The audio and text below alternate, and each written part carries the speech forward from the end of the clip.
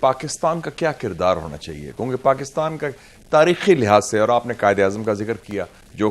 فلسطین کے سپورٹر پاکستان بننے سے پہلے تھے، تو مجھے تھوڑا سا ایک فقدان نظر آ رہا تھا کہ یا خوف کا خاتمہ کیا جائے، تھوڑی سی ہمت پیدا کی جائے، کم سے کم پاکستان اتنا بڑا ملک ہے، اب تو ہم نیوکلیر ملک بن گئے ہیں، تو اب کس چیز کا خوف ہے ہمیں؟ تو فلسطین کا ایشو جیسے کشمیر کا ایشو ہے، یہ تو ہمارے ڈی این اے کا حصہ ہے، تاریخ کا حصہ ہے، تو اس حوالے سے پھر ہم نے ان کو دعوت دی، وہ تشریف لائے اور خاص طور پہ پارلیمنٹ میں دعوت دی، اور ہم نے پھر چیئرمین سینٹ سے بات کی، انہوں نے کہا بالکل میں ویلکم کروں گا ان کو، اور انہوں نے بڑی باضابطہ فارملی ویلکم کیا، اور میں نے وزیر خارجہ سے بھی بات کی، میں نے کہا کہ ہم انوائٹ کر رہے ہیں، اور بالکل، اور پورا جو کہتے ہیں نا اسٹیک ہولڈرز کو سب شامل تھے، اور باقاعدہ باعزت طریقے سے کیا، کیونکہ میں نے یہ کام 17 سال پہلے بھی کیا تھا جب میں خارجہ امور کمیٹی کا چیئرمین تھا، تو محمود زہار صاحب جو وزیر خارجہ تھے 2006 میں، الیکٹڈ گورنمنٹ جو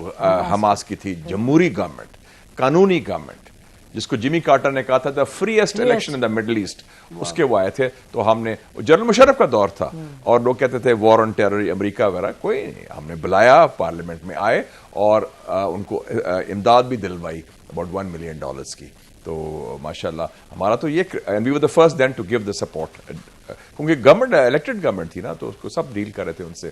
تو اس حوالے سے ان کو مقصد یہ تھا کہ پاکستان کا جو تعلق ہے فلسطین کے ساتھ، یکجہتی کا اظہار کرنا، اور اس سے آگے بڑھ کے یہ بھی ہے کہ اب زبانی جمع خرچ سے آگے جائیں، وہ تو اظہار ہو گیا، آپ نے بھی، ہم نے جلوس میں حصہ لیا، آرگنائز کیا، تقاریر کی، میں اب پچھلے ہفتے تہران گیا ہوا تھا، ادھر بھی فلسطین کانفرنس میں بات کی، لیکن اب وقت آ گیا کہ جب جینوسائڈ کی، اور آپ نے اپنے انٹروڈکشن میں منشن بھی کیا ساؤتھ افریقہ کے صدر کا جو ہے وہ آپ نے ذکر کیا، سیرل رامپوسا نے، جنہوں نے یہ کیس اسرائیل کے خلاف لے گئے ہیں انٹرنیشنل کورٹ آف جسٹس میں، جس میں ملیشیا، ترکی اور اردن شامل ہیں ان کے،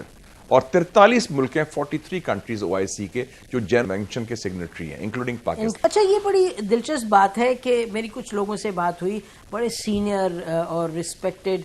فارمر فارن آفس کے لوگ، تو انہوں نے ایک جگہ سب تھے، تو انہوں نے کہا یہ دیکھیں جی، یہ نسیم زہرا تو کہہ رہی ہیں یہ کرو یہ کرو، تو جو عرب ممالک ہے وہ نہیں کر رہے، ہمیں کہہ رہی ہیں کرو جی، لیکن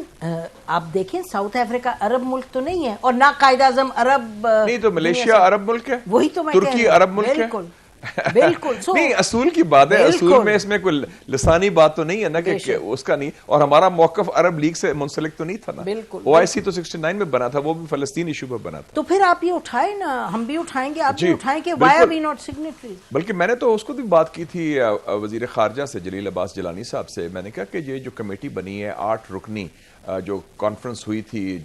سعودی عربیہ میں، جو ہم نے کو اسپانسر کیا تھا، ہاں، تو اس میں ہم ممبر نہیں تھے، ان کا جی انہوں نے کوئی ٹیکنیکل روٹیشن تھی تو ہم نہیں ہوئے، تو میں نے کہا یہ پہلی دفعہ ہوا ہے کہ فلسطین کے ایشو پر OIC کے پلیٹ فارم سے پاکستان کا ایک کلیدی کردار نہیں ہے، اور اب یہ جینوسائڈ کا ایشو جو ہے مجھے سمجھ نہیں آتی اس کا کیا منطق ہے، اور میں سمجھتا ہوں ہمیں ڈیمانڈ کرنا چاہیے، بالکل ڈیمانڈ کرنا چاہیے، اور یہ کم سے کم آواز تو اٹھائے نا، اور وہی قسم کا جینوسائڈ اب انڈیا ریپیٹ کر رہا ہے مقبوضہ کشمیر میں، تو وہاں بھی ہم خاموش رہیں گے، اگر ہم فلسطین پر نہیں بولیں گے تو پھر کشمیر پر کس بنیاد پر ہم بولیں گے، اور کس بنیاد پر ہم امداد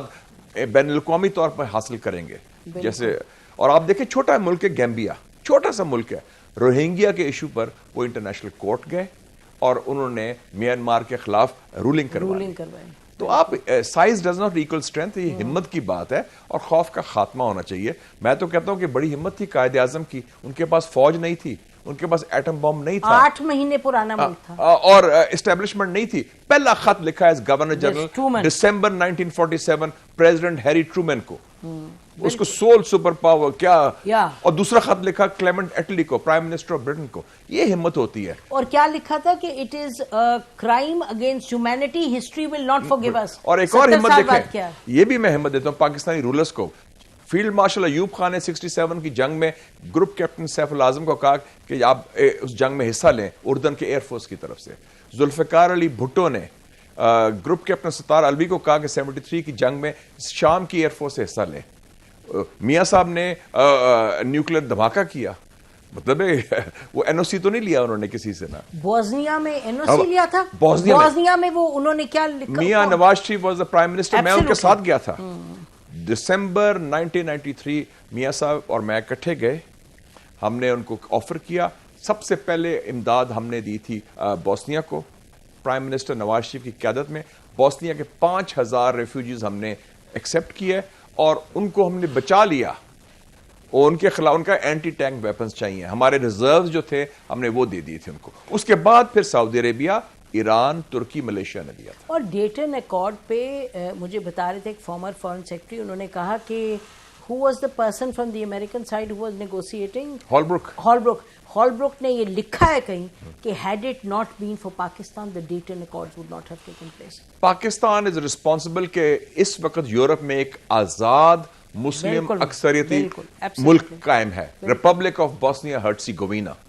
थैंक्स टू पाकिस्तान। एब्सोल्युटली। तो हमारे में उसको तो हम न्यूक्लियर पावर नहीं थे, बाय द वे 93 की बात कर रहा हूं मैं। तो आपका थोड़ा सा एक यकीन होना चाहिए, ईमान होना चाहिए और थोड़ी कुव्वत होनी चाहिए। दम नहीं लगता,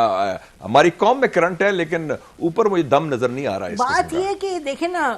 आप अगर एक पोजीशन किसी चीज पे लेते हैं, इसका मतलब ये नहीं कि कोई आप जंग किसी से लड़ेंगे करें। हमारा मल्टीपल ट्रैक्स पे चलने की एबिलिटी नहीं है। आप देखें कि 50s में पाकिस्तान 10 साल भी नहीं हुए थे, हम पासपोर्ट्स दे रहे थे टूनिसिया, मोरक्को एंड अल्जीरिया के लीडर्स को। कितनी हिम्मत थी। वर्ल्ड बैंक का यहाँ हेड है, his father was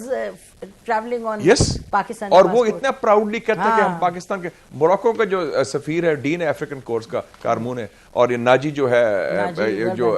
उनका वर्ल्ड बैंक का है, वो कहते हैं पाकिस्तान को तो हम we look up as a role model. Yes, absolutely. अभी प्रोफेसर इकबाल अहमद को मोरक्को अल्जीरिया ने उनको अवार्ड दिया, पोस्टमसली अवार्ड कि